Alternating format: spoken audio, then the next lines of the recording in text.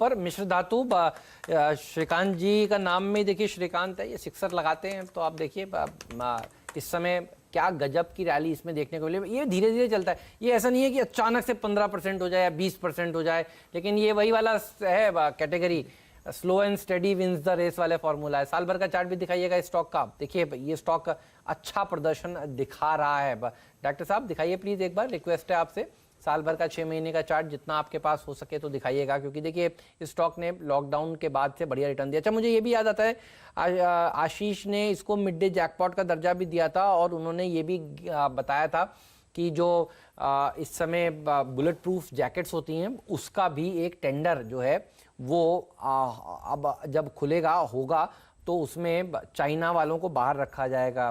तो हमने देख लिया है कि मेड इन चाइना से थोड़ा सा दूर हो रहे हैं सब लोग, और मेक इन इंडिया की बात हो रही है। आज मोदी जी का भाषण बहुत इंपॉर्टेंट होगा इस लिहाज से भी।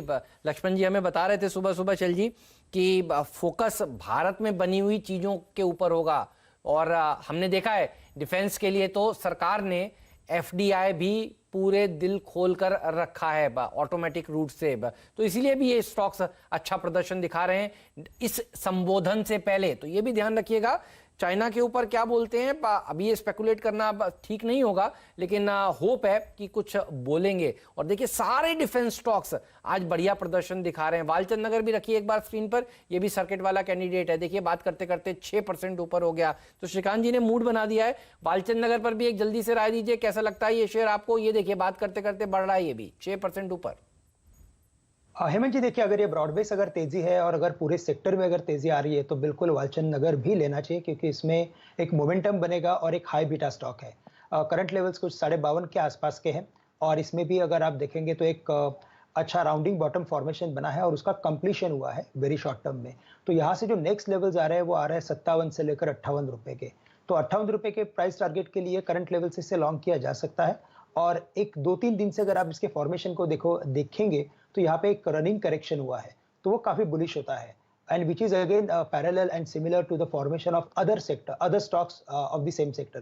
तो यहाँ पे मुझे लगता है काफी अच्छा मोमेंटम बनेगा, इसे भी लॉन्ग करके चल सकते हैं। एस्ट्रा माइक्रो भी दिखाइए डॉक्टर साहब, सारे डिफेंस वाले स्टॉक्स दिखाइए। सुबह से चर्चा यही हो रही है, एक नहीं सारे भागेंगे, प्राइवेट भी भागेंगे, पीएसयू भी भागेंगे। पहले पीएसयू में तेजी हुई, एस्ट्रा माइक्रो दिखाइए। ये मेरा कई बार मैंने इसे सुझाया है, और ये स्टॉक भी देखिए मैंने आपसे कहा था 100 रुपए के ऊपर निकलेगा, अब देखिए 100 रुपए के ऊपर टिका हुआ है। ये भी बढ़िया स्टॉक है, ये भागेगा जल्दी, ये जल्दी चलने वालों में से। मिश्र धातु थोड़ा धीरे धीरे करके चलता है, मिश्र धातु भी देखिए चला है, ऐसा नहीं 8% ऊपर है इस समय, लेकिन एस्ट्रा भी देखिए बढ़िया प्रदर्शन दिखाता है। ये सारे के सारे स्टॉक्स भागते हुए आपको नजर आ रहे हैं। और डॉक्टर साहब एक काम करिए, सारा पैक एक साथ खड़ा करिए, दिखाइए कि आज डिफेंस स्टॉक्स में किस तरह की तेजी है। तो पीएसयू का राजा भी आज हमने बीडीएल को बनाया था, एस्ट्रा पर भी एक जल्दी से राय दे दीजिए श्रीकांत जी, इसने भी आपके रिकमेंडेशन के बाद भागना शुरू कर दिया है।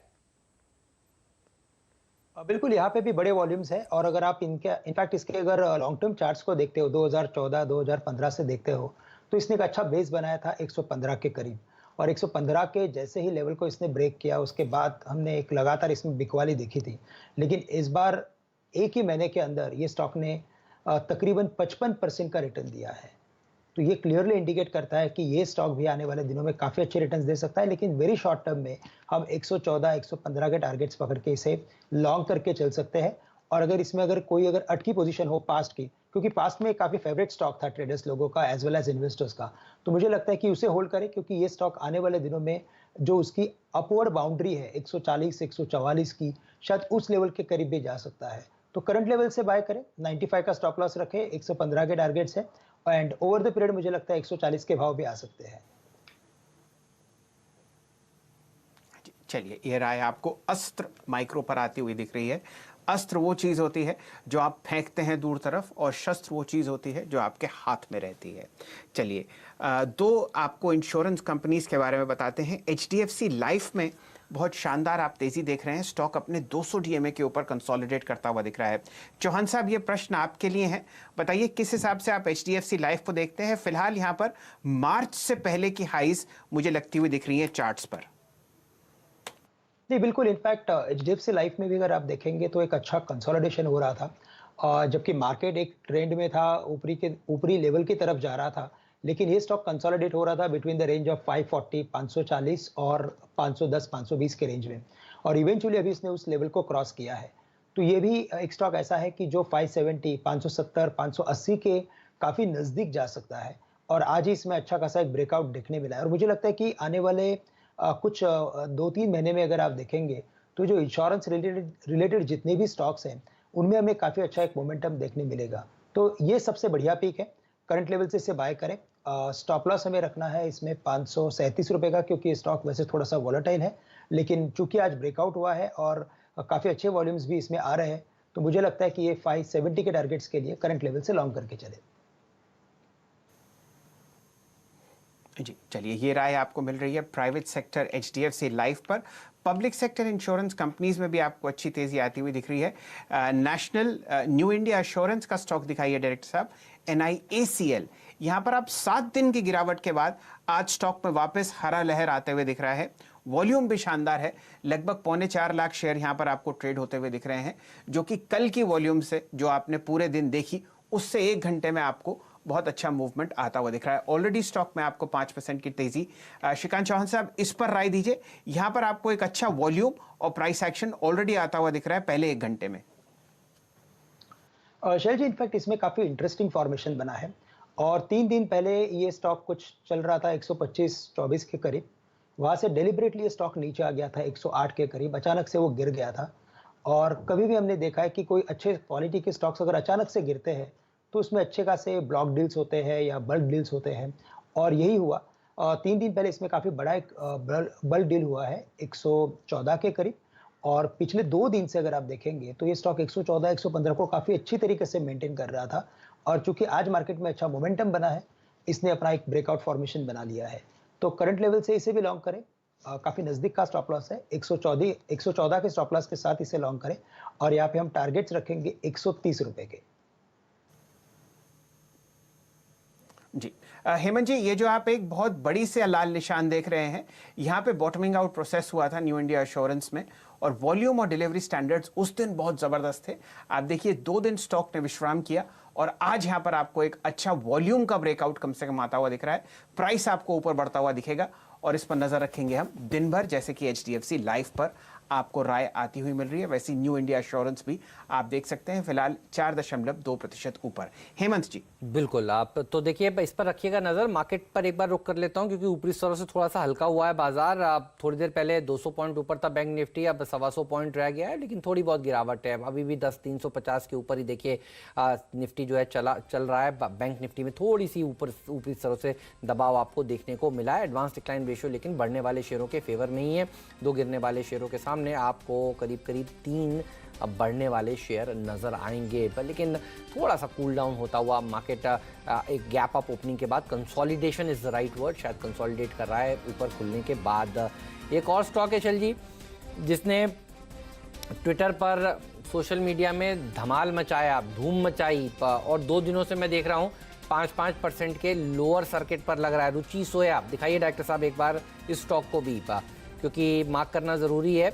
अब ये कम वॉल्यूम से बढ़ा था, अब आप देखिए आज सेकंड डे ये स्टॉक अब 5% के लोअर सर्किट पर कारोबार कर रहा है। डॉक्टर साहब लग रहा है ला नहीं पा रहे हैं, रुचि सोया दिखाइए डायरेक्टर साहब।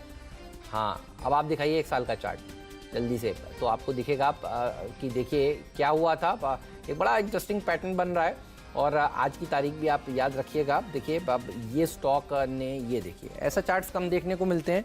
मेरे ख्याल में श्रीकांत जी भी इसके ऊपर टिप्पणी नहीं करना चाहेंगे, और चंदन जी भी टिप्पणी नहीं करना चाहेंगे। तो चलिए इसके ऊपर आगे बात करेंगे आखिरी सौदा में। ये टीज़र है, श्रीकांत जी भी मुस्कुरा रहे हैं, चंदन जी भी मुस्कुरा रहे हैं, इनकी मुस्कुराहट में बहुत कुछ छुपा हुआ है।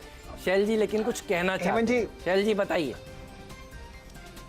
जी, तो हेमंत जी, अगर आप रुचि सोया को देखें तो ये एक योग आसन कर रहा है, जिसको नाम हम अंग्रेजी में हेड स्टैंड देते हैं, शीर्षासन। आप देखिए मतलब डबल डिजिट से ये स्टॉक शुरू हुआ है, और बिल्कुल आप देखिए बहुत ज़बरदस्त रैली आपने देखी। अगर आप पिछले 2 दिन का नीचे का सर्किट हटा दें, तो शीर्षासन में आपको रुचि सोया में दिखेगा, लेकिन प्राइस एक्शन बहुत ज़बरदस्त हुआ है, और कंपनी हस्तांतरित हुई है। अब इनके मालिक हैं श्री बाबा रामदेव, और आप समझ ही सकते हैं कि उनके पीछे क्या कहानी है। देखिए क्या परसेंटेज चेंज है, 26,335% बढ़ा है ये पिछले 12 महीने में। हेमंत जी 1360, और ये 2 सर्किट नीचे के बाद की कहानी है। जी हाँ, तो कुछ कहना चाहते हैं श्रीकांत जी, या नो कमेंट्स के साथ खत्म किया जाए शो? चंदन जी कुछ कहना चाहते हैं क्या आप?